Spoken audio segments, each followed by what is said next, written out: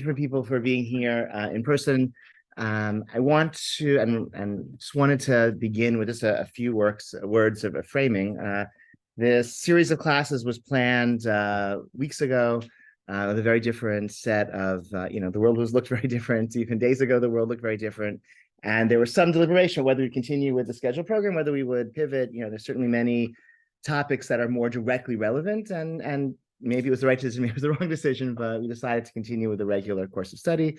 I think that there is, on the one hand, first of all, certainly tonight there is some at least tangential relevance about, we're sort of studying Jewish identity and what the meaning of Jewish identity in modern times. So certainly not unrelated to sort of issues that are very contemporary, and also just like as Jews we learn Torah, and we should, and that's what we do. It's our identity. It's what connects us to ourselves, to each other, and to God. And the zechut of our learning should be a merit to everyone who's in danger right now. And so that's sort of our kavanah. Now, when we finish, we'll say some tehillim, and we'll sing a little bit and sort of have some moments of tefillah as we're gathered here. I'm also going to share a source sheet with those who are online. Let me do that for you a moment. I'm sorry. Let me pull that up.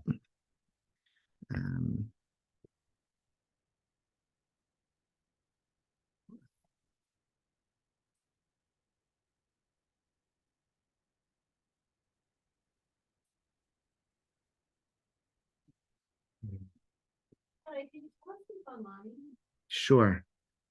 The people who are online are sure. So we have, I see, I don't know who's, I just at the name of the accounts. I see an account called Kira's iPad. I see Liz and Gil Yehuda. And then I see Dr. Jeremy Schnittman of Silver Spring. And I see Carly Salinger of Chicago, Ruth Ashlag of Chicago, and Rachel Salem of Chicago. So, and there. I brought some ringers, yes, to round it, yes. And there's, I guess we'll just I can show you the people, the rest of the library, just so you can see some folks gathered here. Okay. All right.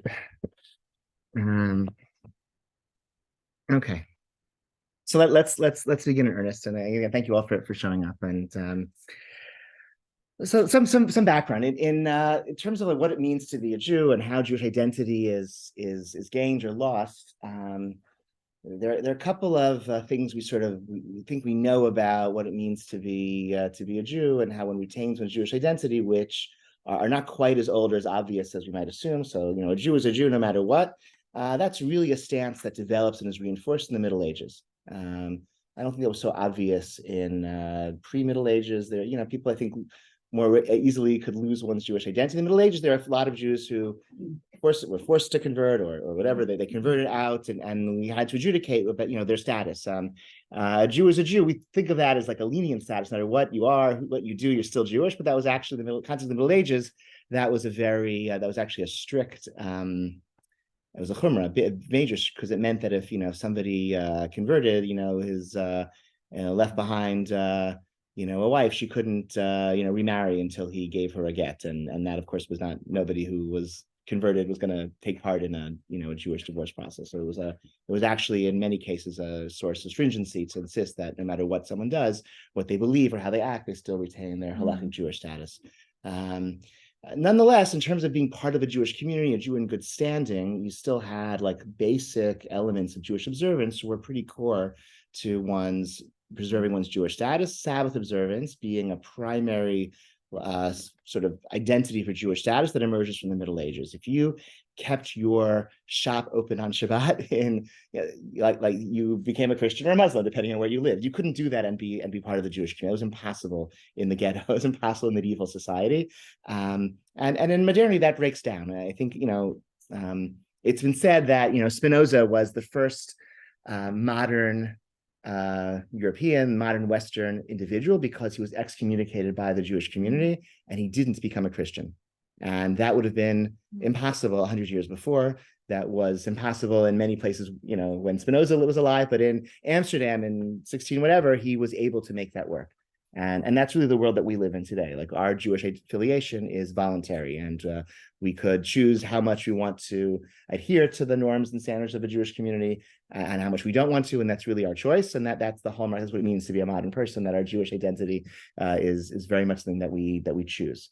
And of course, there are what the norms and standards of which Jewish community is also something that we have a choice in modernity to choose between. Right, there are many options available to us. So as that old order breaks down, you have like this new phenomenon of people who are not abiding by the laws, the norms and customs of the Jewish community as was understood by Orthodox rabbis and halachic scholars, but nonetheless wanted to and retained an affiliation with their Jewish community. And that's like very familiar. That's like a lot of us in some ways. That's people we know, that's people we daven with, that's perhaps some of us in this room, right? We have all sorts of ways in which we might make our own private religious choices, and we affiliate with the Jewish community, and even like everyone here, is affiliating with an Orthodox Jewish community. So the first one who really relates to that in a did I actually remember did I share the source sheet? I forget if I talked about it. Did I actually do it? I don't think you did. Sorry. Okay, I think I talked about it. Okay. No worries. Here it is. Okay, sorry. Nope, that's not it. Here it is. Okay, I'm going to send. There's a link to a Google Doc. I apologize for not. I'm so excited that I found I pulled it up. Here it is. Okay, so you can all follow on. This is Rabbi Yaakov Ettlinger. Yaakov Ettlinger is author of a commentary on the Talmud called Orach Laner. He wrote a series of Sheilot Utshuvot of responsive literature called Binyan Sion, and among his claims to fame, he was the first Orthodox rabbi, one of the first Orthodox rabbis to get a college degree. So he's sort of, dear in the hearts of all of us who have college degrees. And so he wrote this tshuva in 1861. Oh, I see. See, so he was in Altona. Altona is in, I think, Bavaria. Okay, so Wednesday, 29th of Marchesh. Oh, actually, wow, that's when 29th of Marcheshvan is what? It's like 2 days from it. Today's the 20. What? A month away. Sorry, it's a month away. Okay, right, a month away. Sorry. Since we said Sorry. Right. Okay. It's almost we could celebrate the anniversary of the Shiur if you want. We can mark it. Okay. We could skip Tachlin on the anniversary of the Shiur. So here's the Shiur. So he's writing in Altona. Okay. What year? I guess I'll go back and forth between Hebrew and English. Okay, but we'll start in English. What you've written to the effect that you would forbid drinking wine that has been touched by a Jew desecrates Shabbat in public because he rejects the entirety of the Torah, and you prove this from the response of the Mabit brought in Nekudat HaKesef 124, who forbids drinking wine touched by carrots because they disagree with the festivals and are therefore like Shabbat violate. Okay, so one of the, I guess that's, let me just take a step back. What does it mean to be Jewish or not? Like what are the ramifications? So, can you count somebody for a minyan? Can you give somebody synagogue honors? But another one is if a Gentile pours wine, then that wine is no longer kosher. That's the laws of Yeh Nesech. In the Talmudic times, the concern was the Gentile was a Greco-Roman pagan who was offering the wine as an idolatrous sacrifice. So the sages said any wine touched by Gentiles, we assume they're offering libations. In the Middle Ages, that prohibition gets reformulated as a effort to prevent intermarriage, and so we should and so wine has to only be handled by Jews, or it's cooked, and that's a separate topic. So maybe the same should be true. So this person's not Shomer Shabbat; they lose their Jewish status. They shouldn't be pouring wine. And I'll just say, like that is, all of the major kashrut organizations. This is still their position. If you, which is every so often becomes very controversial in Israel, that the wineries are only allow Shomer Shabbat Jews to be involved in the wine production once the grapes have been turned into juice. So that is still, this part, that they still adopt a strict approach. So he says now switching to Hebrew, leaning at Lefi Anu Daiti Hadin Imo. That's correct. Kavan de Mechal Shabbat Profesia. He kamumar l'chol Torah. Dino ka'ovid kochavim. Yachshar shafilo right hamash right. So, okay, somebody who is a Sabbath desecrator is like somebody who worships idols. That is one of these elements of Jewish observance that actually all of Jewish identity and when halachic status hinges upon. That is the classic answer. And similar to the Karaites. The Karaites were a sort of a sect that broke away from Judaism in the Middle Ages, early Middle Ages. They denied the authority of the oral Torah. So they observed Shabbat because Shabbat is in the Torah, the written Torah, but they violated the festivals because I believe they celebrated Shavuot only on Sunday, I think, right? Because the Torah says, what's the day of Shavuot in the Torah? You count 49 days, mimacharat HaShabbat, the day after Shabbat. So that means you start counting the Sunday after Pesach, count 49 days. Shavuot is always on a Sunday. And that's what we say, our sages tell us that Macharat Shabbat means the day after the first day of Pesach. And so we celebrate Shavuot 49 days after Pesach, whatever day of the week it occurs on. So, but they don't think that's the plain sense meaning of the text. So they're not celebrating the festivals in that way. And maybe the lenient position that the Karaites, they actually do observe Shabbat, okay, it's only the festival they disagree with, but an actual Shabbat desecrator is universally acknowledged to be one who rejects the entire Torah. It's possible, even Maharshal would agree. And do not make the argument that since the rabbinic decree against drinking Gentile wine is because of their daughters, that is within intermarriage, and behold, the daughters of Shabbat desecrators are not prohibited. For if we accept this line of reasoning, one who converts to another religion and worships idols would not make wine forbidden. And very good. And we know from what we say in Kulin, his touch does make wine forbidden. So here's the argument. If once we say that the prohibition against drinking this wine is a prevention against intermarriage, so you're allowed to marry the child of somebody who converts to another religion. You're allowed to marry that, right? So there's no intermarriage prohibition against somebody who is an apostate. So, and yet clearly an apostate renders wine prohibited, despite the fact that his offspring or her offspring are permissible marriage partners to Jews. So we don't go that way. We say once somebody loses their Jewish status, they being an apostate, then they make wine no longer kosher, and that's sort of the same as well for somebody who violates Shabbat in public. And therefore, the law would be the same. Okay, so so now he's just sort of summarizing really the status quo up until 1861. Nothing here is novel. This is all sort of well-trodden halachic path. Observing Shabbat b'far hesia, like somebody who violates Shabbat b'far hesia in a brazen public way is saying, I reject Judaism entirely, and therefore all of the halachic ramifications would follow from that. Well, in fact, in terms of wine, they're looking at the role that you play as a Jew, what you do as a Jew, as opposed to who you are, which is a question of identity during the marriage and stuff like that. Yeah, I don't know, or maybe I'm not sure those were even so separated out. I think what you were and your identity was much more linked. I think they were, again, like that in a pre-modern, I don't know if people had like personal identities in pre-modernity. It was in terms of their actions. Oh, they were against the Torah, and so therefore we can't have them something connected with idol worship, something like that. But at the core, who they were at their essence, they were Jewish, so they couldn't contradict that. So you can still marry their kids. Right. Correct. Okay. So let's continue. Okay. Here's where history changes. Behold, up until now, we've written Ikar Adin, okay, like the essential law about how to deal with one who violates Shabbat in public. However, I do not know how to evaluate contemporary Jewish sinners on account that through our great sin, the blemish has spread to the majority. That's a pun, okay? Talking about sara'at, okay? You have a leprous mark, it renders somebody tameh, but if it covers most of your body, then you're tahor. So because this, custom, this deviation from like strict Sabbath observance has now become the majority of the Jewish community, Altona, in 1861. So it's become the majority. Shabbat violation is considered permissible to them. Okay. The Poshe Yisrael shoes anyway, our sinners, okay, in our contemporary times. I don't know how to deal with them. And he goes on, okay. Maybe it's a halachic status omer mutar. Somebody who he thinks it's permissible, he's not really fully responsible. It's only karov limit. It's not actually like committing the sin in an intentional way if you think it's permissible. You grew up among people who think that you're allowed to write and whatever and open your shop on the Sabbath, so you're engaged in commerce on the Sabbath. You don't think it's a contradiction to being Jewish. Is that a concept of Tinok Shenishba? It's not Tinok Shenishba. This is Omer Mutar. I mean, Tinok Shenishba might be a reason why. Tinok Shenishba is actually found already in the Talmud. This is somebody who, an infant, captive, raised by idol worshippers, doesn't know anything about Judaism, and then discovers they're Jewish. They're not fully responsible for the sins they committed when they were, given that they were never educated. This is Omer Mutar is a little different. He thinks it's, I think I know what it means to be Jewish. I'm just gravely mistaken about a certain point. So it's a separate, there's some overlap between the two categories, but they're a little bit different. V'yesh behen shemitpalalim tfilat Shabbat u'mikadshim kiddush hayom v'achar kach mechalim Shabbat b'malachot d'oraita v'drabanan. Right? This person, there are people, they come to shul every Shabbat morning and they make kiddush.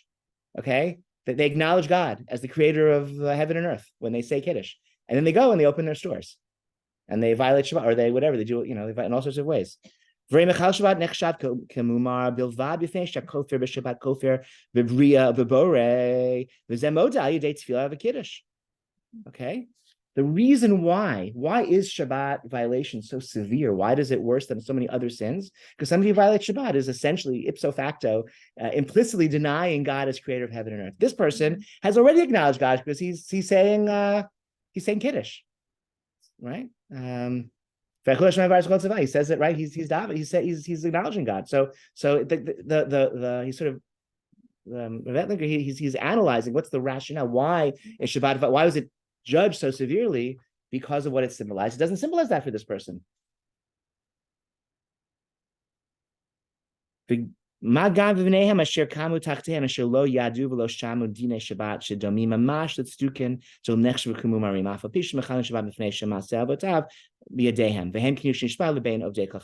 Okay, so, and the children who grew up in this environment, they don't know anything about Shabbat. And so they're just like, that's like a Tinuk Shnishbat discussed in classical sources. An infant who's raised among non-Jews doesn't know anything about Shabbat. So too these people, they are raised among Jews and they know that they're Jewish, but they don't know that Shabbat, my father grew up in an Orthodox home in Manhattan when there was no such thing as an Erev in Manhattan, and there was and he grew up in England, but he came to America in 1949. He was a kid, so he grew on the West Side. So he told me how as a child, 11, 12-year-old, teenager, how when he would see all the multitudes, of non-Orthodox New York Jewry carrying their talis bags on Yom Kippur, and how it was so strange to him, like they're breaking Yom Kippur on their way to celebrate Yom Kippur, but it makes perfect sense because that's just not, like they know they're Jewish. They know that Jews go to synagogue in Yom Kippur. They know, they have some framework of Jewish beliefs.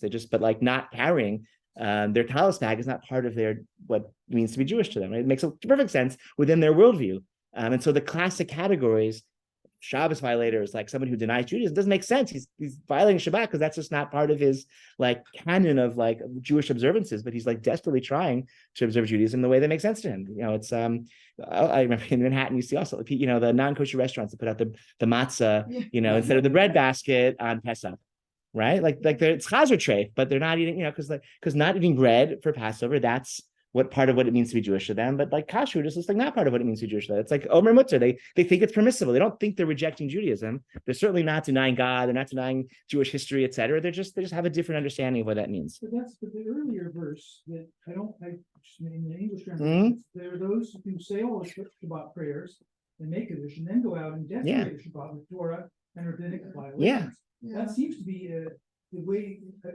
it's written in English is that's an intentional violation. He's saying ignorance violation. No. He's saying it is. It's because they're not. I mean, they're not. It's not like I reject God and the idea that God created the universe. Like in the Talmudic conception, the medieval conception, if you didn't care about Shabbat, it meant you denied God as creator. But somebody who comes to the Hashkama minyan and then goes to work, he's not denying God as creator. In the American context, in the 20th century, the early 20th century, it was because he had to feed his family and he had to pay the rent. Like that's like a whole other story. But in the 19th, it was just like religion was modernized and like these restrictions against I don't it could be a right it could very easy to violate you could maybe tearing toilet paper could be a right to violate I don't know you can I don't know like maybe like it's all sorts of things that he takes out his he doesn't like raisins and he takes them out of his salad. He's so I don't know, it's not on his radar screen of like what it means to be a Jew. Jews go to synagogue, Christians go to church. I'm gonna go to synagogue. I'm a loyal Jew. But it's like the whole rubric of Hilchot Shabbat, right? He, another in a modern, I think Rabbi Riskin talked to this like Shmirat Shabbat and there's Zichirat Shabbat. This person is Zocher Shabbat. He's not Shomer Shabbat. He's Zocher Shabbat. He acknowledges Shabbat. He's a religious person. He goes to synagogue every Saturday morning. But like the whole rubric of Hilchot Shabbat, the 39 Malachot, and that's just not part of his religion. He wasn't raised that way. It's not, that's. So what you're saying is that they're all, or what this is saying is implying that they're valid in their different ways. He's not saying they're valid. He's saying that they're not subject to the censure, the punishment. They're not, Okay. the statement they're making isn't one of rebellion or rejection. see. So he's definitely committed to an Orthodox, like Orthodox normative norms that like this is what a Jew is supposed to do, and and what they're doing are severe violations of like what the Torah wants us to do, but they're not doing so out of a rejection of God or rejection of the belief in creation. Certainly not, right? Nothing like that. And so therefore maybe we should be lenient in terms of like drinking their wine. Yeah.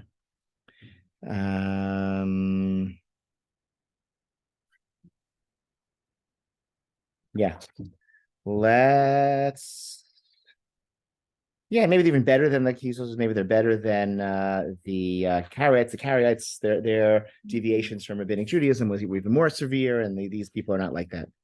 So there he says, in my humble opinion, one who is strict and considers the wine of of these sinners to be forbidden is worthy of blessing. However, those who are lenient have what to rely on, except for cases where it's clear to us the individual knows the rules of Shabbat and is brazenly violating in public. Such a person is certainly a heretic, and his wine is forbidden. Okay, but like just your average sort of ignorant person doesn't, not meaning any statement by it, their wine, you can drink their wine. Okay. Questions, comments on this before we're gonna see a few other sources. I like the way he ends it. Yaakov the Small, yeah, I don't know. Well, listen, this humble opinion. So that is a rabbinic cliche. When you write a tshuva, when you write like a response, you say, Ken nirel ani daiti, yes, according to my humble opinion, XYZ. You won't wonder. You can also, Humble brag. No, it's what you say. It's like your humble servant. You put it in there. You mean it. You don't mean it. Hopefully he meant it. He's he's a pious person. Why we can assume that he meant it. And did he have the nickname of Yaakov the Small? I don't. I assume there was some reason why he wrote that. I don't know why. I don't know why. It's also, he also says at the beginning where he says holds this whole category psakim shelo lahalacha. These are just he sort of introduces this whole section as thing. Don't rely on this. This is just some sort of theoretical investigation. This was like real cutting edge. Like he's like, we're going to say like the situation 1861 in Bavaria, like everything is different, and we just can't necessarily automatically apply old categories to like the current reality and assume we're going to get it right. So it's very tentative, but he's like really recognizing that like the world is really different. There's several mentions of public violation of Shabbat. It's interesting that I just think of growing up on the Lower East Side, that there were people who went to shul, did all these things. They didn't drive because everyone lived so close by, but they'd go home and they watch TV. So that's not public violation. That's really interesting. So the next tshuva is going to talk about why. So public. So why is public versus private significant? From the laws of Hilchot Shabbat, it makes no difference, right? In terms of the Torah, you're punished with stoning if you violate Shabbat. It doesn't matter if it's public or private. You could, you're separating out your chaff from your wheat. Okay, you can do it in the privacy of your own home. If you get witnesses see you and they warn you and do it anyway, you can be chayav mitzvah for that. Doesn't matter public or private. And when it comes to these disqualifications, the public nature of the violation looms large, and the next tshuva is going to deal with that. Before we any other comments on the first one? Just a quick question. Can you give us like standing on one foot a historical context for the community? So in the by the second half of the 19th century in Central Europe, most Jews were no longer like traditionally observant. I think that's fair. And then by and that was true in Eastern Europe. Was that like industrial revolution? Yeah, ghetto emancipation, Enlightenment, etc. Again, Spinoza, first modern person, but like that spread and Reform came around that time. Reform movement was a response to it. That's also the Reform movement. My understanding of this history is that the Reform movement was a response. Orthodoxy and Reform are responses to the same question. Like, given that Judaism is a choice, given that emancipation, like the gates of Europe and culture were open to you, and you could become a Christian, and you didn't have to be bound by these antiquated ways. And many Jews did become Christians at that point because they all of a sudden the world was open to them with baptism was, and they didn't even necessarily have to be baptized. You could just just whatever, throw off the shackles of your benighted medieval traditions and like join the modern world and be part of it. So the Reform movement said, no, let's actually, Judaism has some core ideals that are really important and valuable. And like the rituals are medieval and you can like drop those, but like there is like some core ideas that are really valuable. And then Orthodoxy came in and said, no, actually the rituals are also important, but you can still be a modern, European and as well, but you also need to retain those, the mitzvot. So, yeah. The term Orthodox was a response to Reform. Yes, Before that, yes, we were correct. Jews. In the European context, Orthodoxy comes after Reform. That is in Europe, because it's a response. Before that, everyone's just traditional. Like and they weren't self-conscious about if you have a choice, then you can choose, then Orthodoxy is a choice. Historians see Orthodoxy as being distinct from traditional Judaism, as it's a conscious choice to preserve, practices and customs and beliefs, as opposed to an unself-conscious sort of working through of tradition. So that's another good topic for another. Okay. Next year. This is Dotzi Hoffman. Dotzi Hoffman, very incredible person. He died 1930, I believe. Or no, he died 1920, 21, thereabouts. He lived in Germany. He was a major posek of German Orthodoxy. And he also was a university professor and was an academic scholar of Jewish history, of the Mishnah, rabbinic history. So it's an important academic as well as an important posek and communal leader. And his tshuva, here's the case. In our minyan, there are one or two individuals who publicly desecrate Shabbat. Not only do they go to their work, but they do other forbidden activities as well, and they do not even make Kiddush or Havdalah, okay? So can they be included in minyans? These are just members of the community who aren't even regulars. They show up once they show up for the art site, whatever, at the Orthodox shul down the street. But, otherwise they're not really, their stores are open on Shabbat, et cetera, et cetera. Is the question whether they can be counted as 10 or whether they can actively participate? That's our fan minyan, I think, means we count them. I think that's our ref minyan is to count them. I think so. So in the Pri Megadim, he writes that one who publicly desecrates Shabbat cannot be counted in a minyan. And this is also written in response to the Chacham Tzvi. However, in the Shelet Yaivetz, that's the source one that we have, it implies differently by saying that all sinners are counted in a minyan as long as they have not been excommunicated. And even though it's not explicitly written that a Shabbat violator is included, it is possible that he would admit that Shabbat desecration is different. So it was written on this matter in response to Meshiv Davar that prohibits, the Magen Avraham writes that one who is wicked in public is not counted in a zimun. And I saw in the response, the Rashban, who brings the name of the response to Dorish Tzion, that this stricture is only in case of one who rejects the mitzvah out of spite, and nobody in our time rejects out of spite. Okay. Summarizing earlier sources, this is questionable because if one violates any mitzvah out of spite, he cannot be counted in minyan, as explained in the above side of Pri Megadim. And the Rashban also brings the name of, turn to page 4, which would say chaver, that with the rise in power of strong, we no longer have the ability to stop a kohen of this sort. It was gone up to the duchen. Wow, once upon can't anybody who goes up to say Birkat Kohanim, they stay away. You don't want to risk getting one of my rabbinic predecessors in Chicago was a member of the Shochetz Union, and he was president of the Shochetz Union until the mafia got involved, and he backed down. Anyway, see further, Sima 139. So the master of Reb Chaim Tzvi Mannheimer, who also brings runs of Maharei Assad, many earlier sources, the effect that Shabbat violators in our day, as long as witnesses have not testified about them before them and before a court, they violate Shabbat in front of 10 Jews. They do not make wine forbidden by touching it. Okay, et cetera, et cetera, et cetera. What is the rise in power of strong? I think that I don't know the specific historical context. It just means you can't get away. The rabbi says don't do it, and they'll beat him up. He doesn't have or he'll lose his job. Something one or the other. Just there isn't the ability necessarily of a rabbinic authority to kind of decide who gets to do things like that. You could imagine a shul where I don't know. The rabbi says you can't do it, or you can't get an aliyah. You can't. I don't know. It's not so simple, right? It's I don't know. So you said this is 19. I forget when he died 1921. Okay. To be honest, that's probably happened. Not to see modern people. Oh, going way back, right? Yeah, right. So yeah, I mean, when is he? Likutei Chaver? I don't know when Likutei Chaver is written, but there, so somebody, it's right. It's yeah. So I don't know.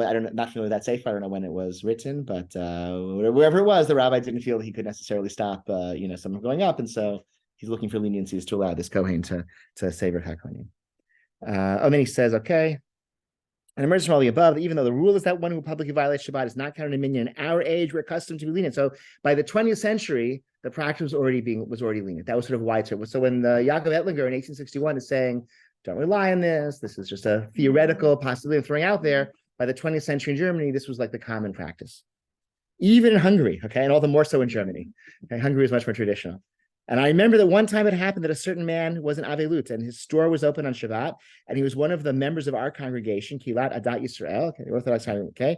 And so we started to lead the services in our synagogue, but the Gabbai was able to appease him and convince him not to lead services anymore in our community, since it was upsetting to our community, right? This was the Orthodox shul. They didn't want, in American context, right, the Young Israel movement was distinct from like OU synagogues. At the Young Israel, you had to be Shomer Shabbos to be on the board. That was like distinct from, Young Israel synagogues. Their Shachar service started at 9, because even though that's like parts of the year, you're going to miss Kriyat. Like it's not like an ideal Halakhic time to start Shachar on Shabbat, because you'll, Ksosman Kriyat Shema, you have to say Shema by certain times of the year, 9:30, 9:35. Like you might miss that, but better to start late to show that no one here is going to work. And we're all, whereas, the other show, some of the other shows, they would have 6, 7 a.m. minyanim because people had to go to work. Okay. Anyway, this guy, what happens? So he goes to Hilat Yisrael, Rav W. Hoffman's modern Orthodox, German Orthodox synagogue. The Gabbai says, please, listen, just don't lead for the Yama. Just come, sit in the back. You'll say Kaddish and you'll go. So the next day he went to the Chevra Shas, like the shtivel down the street. And even though the Gabbai there was a pious man and quite a Haredi, he allowed the man to lead service without any opposition. So which is also interesting dynamic. Sometimes the more Haredi shul, a little less uptight about some of these issues because they doesn't threaten their identity in quite the same way. When we asked the Gabbai why he didn't stop this individual, he told me that this was the old custom of his community, that individuals whose stores are open on Shabbat are not disqualified from leading services. And since the Chabad rabbi who's, everyone walks to shul on Shabbat, some walk from their homes, some walk from their cars, but everyone walks, right? So it's and since the rabbis of that community were men with significant reputations, they did not protest. There must have been reasons to justify their position. So they had a tradition. If you're just merely opening your store, doesn't mean you're disqualified. Well, here in the shul here, we used to have a history room, and it talks about a lot about the people who would go over the stores after Shabbos, davening and lunch, because that was a big market day for the African American community in in DC. They were going to shop on Sunday. I think we talked about. I talked about this on. I spoke about this briefly on Labor Day. That until the 5-day work week came, which was many labor activists struggled and died and were imprisoned and persecuted to get the 5-day work week. And with that, before the 5-day work week, Shabbat observance was impossible in America. And that's my cousin married a woman whose family patriarch. He found a new job every week, because every Friday they would say, you don't come back tomorrow, don't come back on Monday. And so he found a new job every Monday for years, I think. And, in the Depression, it was very hard. And most people didn't do that. Most people, they worked on Shabbat, even though so. Okay, so it's possible that then he quotes this next paragraph, the bottom page 4, he quotes Binyan Sion, what we saw, okay, a little bit like infants raised in captivity, et cetera, and then he was told that this was reliable thing, very nice. Then he says, people in America are not invalidated through their Shabbat desecration because they're all like captive infants raised by Gentiles. That's all of America is like that, et cetera. And that let it be what it will be. One who is lenient and counts these sorts of people in a minyan has that in which to rely. But if it's possible to go to a different shul where such people do not need to be counted, it's obvious that it's better not to rely on this leniency and to pray only among kosher Jews. So he's lenient, but he doesn't like it. But then he says something which I don't know. This last paragraph I think is really distinct on this tshuva. I shared this actually when I interviewed her. I think it's just I think it's a very I find a very poignant paragraph. Maybe you remember. I don't know. Okay, but. It's okay if you don't. I wasn't on the interview. No. At the Shabbos in the shul. When Okay. Yeah, it's okay. It's okay. Od yesh. It turned out well. It's fine. Od yesh snif lahakal is another basis for leniency. This was your question, Jonathan, right? In our day, we don't consider what they do farhesia, like public, brazen, violent, because most people act that way. You can't do something that's the challenge of modern liberals. So how do you shock value anymore? How do you do anything brazenly? Everything is accepted. You can't do anything. So if most people keep their stores open on Shabbos, then how are you brazenly violating Shabbat? You're not, right? Dibi Shlama Im Rov Yisrael Zakayin ומעטים מעזים פניהם לעשות איסור זה, הרי הוא כופר בתורה ועושה תועבה ביד רמה, פורש עצמו מכלל ישראל. So if most Jews were righteous and were, and only a small minority that were brazen to violate the norms of their community, that indeed, what a terrible thing, to separate oneself from Klal Yisrael, from the Aval Kevin de Bavonot de Rabim, Rubam Portzim Hageder, Takanatam Kilkulatam. Right, most people have broken through this barrier. Their repair is the very destruction. The breakdown of tradition is what actually upholds these people in their Jewish status. Right, an individual doesn't think it's such a big deal Jewishly to violate the halachic norms of Shabbat as understood by Orthodox Judaism, since that's what the vast majority are doing. So how could it be such a big deal? Right, if that's what most people do. That's why he doesn't hide it. He doesn't have to hide it. Right, pulls up in his limousine right in front of the shul. Why not? That's what everyone does. Carries his talis bag right into the shul. But for Hesia shul kibitzina, his public is like private. What are Orthodox Jews called? We're called separatists. We're called the ones who are this small minority. And the sinners, they're the ones who are actually walking according to community standards. They're the ones doing it. What's normative. I think it's again very remarkable. This to me is an added layer, I think, because he's sort of acknowledging just the degree to which time. So not only can we not, does the statement of violating Shabbat not have a theological import? Neither does it have any taint of violating communal norms, because communal norms are defined for the majority. In Orthodoxy, can't define the majority for a minority. So I think that's There's also, one thing that they don't talk about is shaming someone, which is, let's say someone knows how to daven, and they come in and they're like, aside from all this, that you would say you can't daven, you can't be counted for anything. That's horrific. Especially in I heard community standards. There's a story I heard. I heard this story years ago. There was one of the bungalow colonies in the Catskills. There was a fellow who got up to lead davening, and he repeated a lot of words in his kedusha, whatever it was, and that was not what was done in that bungalow colony shtivel, and everyone started they're very So he finished up his davening and left right away. And the rabbi, I think it was the Bluzhev Rav, who was a Holocaust survivor, and said, "Listen, Vosai, I don't know what the punishment is for repeating words in davening, but it's certainly not as bad as shaming somebody in public, right? Which is a very so for sure, yeah." So the conclusion is that if the majority is doing it, they're still considered Jews? If the majority is doing it, it can't take away someone's, it can't negate someone's halachic status as a Jew, since there's no theological statement because he's not denying God, not denying creation, and there's no communal norms, standard that he's violating because he's acting like what most people are doing. But what happens with the minority then?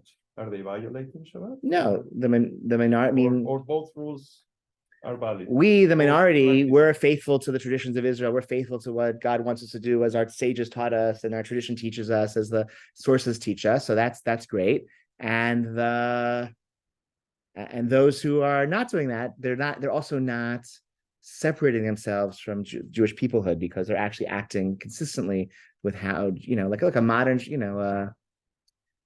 a modern iteration of this question is, you have these cases of Chaylim, who are, have some issue with the Russian Olim, and they're not considered Jewish, but they came to Israel in the 90s, and they serve in the army, and sometimes they die in combat, and they can't be buried in the army military cemetery because they're not, so that's kind of the you can't say this person has to separate them.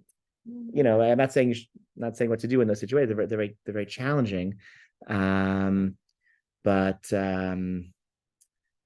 it's it sort of gets to where do Torah and mitzvot fit in, as we understand them, fit into what it means to be Jewish, right? And is it and if it's a minority practice to be loyal to Torah and mitzvot as we understand it, then it can't be that is quite as determinative of Jewish status. Yeah, we still think it's important. We think it's very important, but we can't say it's definitional.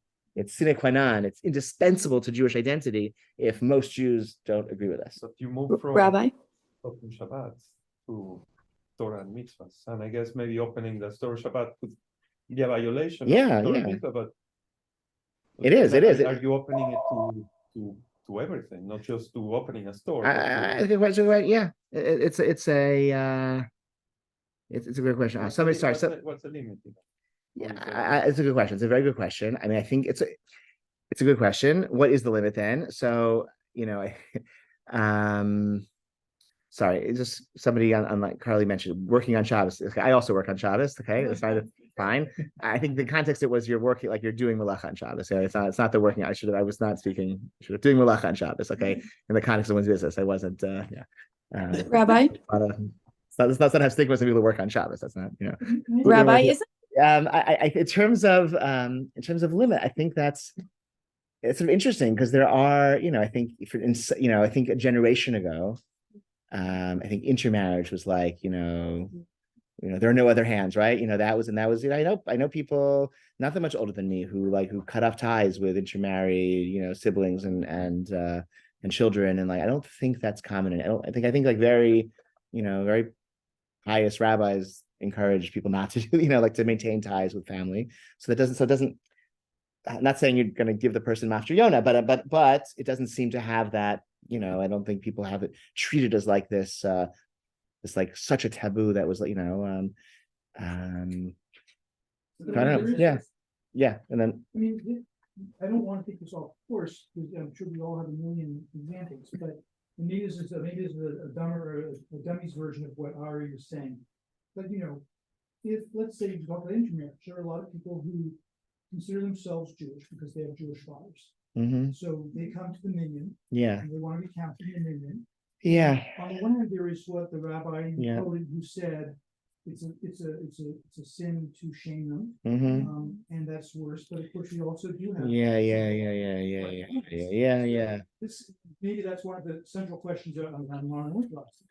That's good. So that's a whole other question. Yeah, there's a whole other question, which right, there are definitely people who are part of the Jewish community who we don't think are even Jewish, right? So that's becoming an increasing, not because of patrilineal descent and maybe conversions that don't meet our understandings of what a conversion until, so that's complicates things. And that case I just told, these Israeli soldiers, from Russia, right? So that definitely complicates things because they're part of the Jewish people, but we don't think they're allowed to be Jewish. So that's that definitely complicates the story in a way that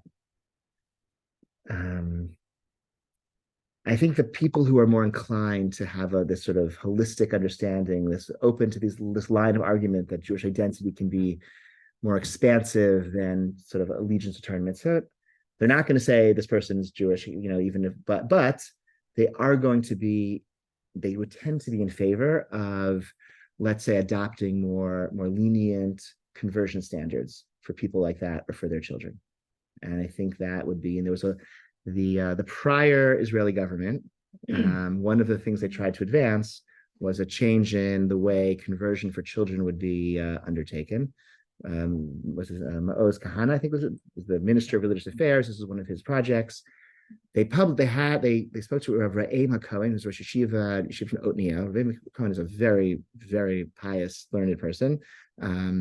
He supported this initiative, and he published like 100-page tshuva about conversion standards for children with, say one Jewish parent with a Jewish father, with non-observant home and sort of whole, it's like a sustained 100-page essay arguing for lenient conversion standards in the context of modern Israel for kids like that. So it's not,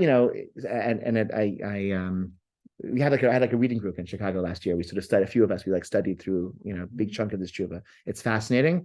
It's all whatever, the government fell, so it doesn't, whatever. It doesn't seem like this is going to happen. But the Torah, I guess, is still worth learning. So I think that would be, kind of the types of arguments that would be like the equivalent, or the analogy to these arguments would be those types of discussions. Let's talk briefly about this last tshuva, and I want to sort of say something. So there's So Moshe Feinstein, this is America. This was to say that we have the name here. This one doesn't have a year associated with it, but probably from the 50s in the United States. And can you count him for a minion who's who doesn't violate Shabbat? I just the thing that Moshe adds here, Moshe Feinstein, I just think it's just a lovely piece. Just that what's the source of how do we know a minion is 10 men? Like what's the source? It's the it says, what Yeshua says, the Edah, right? This evil Edah of the Meraglim, the spies. So there were 12 of them, but Yeshua and Caleb were good. So this evil Edah was the remaining 10. So that's we know that 10 constitutes an Edah. But who are these 10? They were the Meraglim, the 10 wicked spies. So like maybe the idea of a minion, our conception of a minion, like we're not looking for 10 righteous people. It's 10 spies, like these were so like let's be a little more in the context at least of a minion as we're trying to gather together in a community, this microcosm of a Jewish community. Like maybe our standards, let's try to lower our standards, because we were all standing together before God, not as as a model of perfection, but really as sinners. And that's actually sort of ironically the derivation of a minion is from not 10 righteous people, but from 10. It's not the 10 righteous who weren't in stone, it's the 10 wicked Meraglim who were called an Edah, who were called a congregation as they were being condemned. So the last thing on the source sheet, I took this, I changed the names, just like two, like the mission statements. This was, I don't know if they kept these mission statements.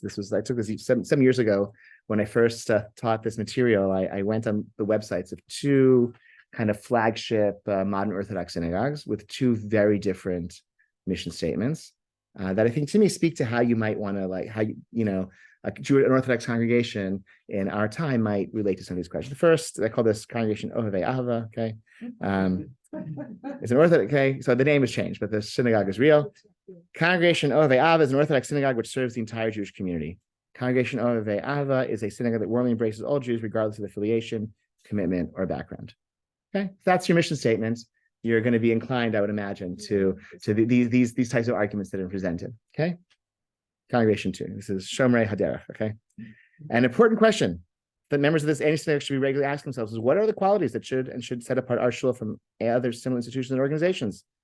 Okay, like what makes us different? Like what makes us different is our values and our shared commitments and our shared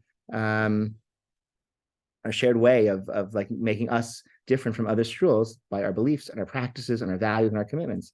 Okay, a synagogue like that might have less room for somebody who doesn't share some of those commitments and might, decide to be, less tolerant of like deviances of community norms and community standards, and might insist on more, if you want to. And in fact, somebody in, so somebody might not, somebody who's might be observant, but in some other way is standing against community norms or is offensive to the community might, that's not how this person, be our shliach tzibur. How they can't represent our tzibur based on just not sharing the values and the mission, the mission of our congregation. These are both flagship modern Orthodox congregations, which probably have members who would very comfortably daven in each other's synagogues. You've probably been in both of these synagogues, or some of you have for sure been in one or both of these synagogues, but like very different mission statements that could, like down the line, lead to like different ways of kind of like some of these questions percolating. Okay, final questions or comments for me? Yeah. And the Yom Kippur, Yeah. mission to the davening center. Yeah. Is that for communities who are like super strict? I believe. I mean, you could probably correct. I believe that came from the post-Inquisition period, where like Jews who had converted to Christianity, who would sneak back into synagogue in Yom Kippur, and they couldn't, but in Yom Kippur they said, "We're making a decree that you can join us for Yom Kippur." That's my understanding of that. Like, it's a very powerful moment, right? Yeah. Yeah. So with this evolution of acceptance of different things that might be considered brazen or even being an apikores in 500 years ago, what is an apikores today if everything is accepted on Cinnamon raisin bagels. I mean, it's like, what'd you say? Cinnamon raisin bagels. That's the only heresy left is cinnamon raisin bagels. Yeah. That book by Shiur, I don't know, maybe 8-10 years ago.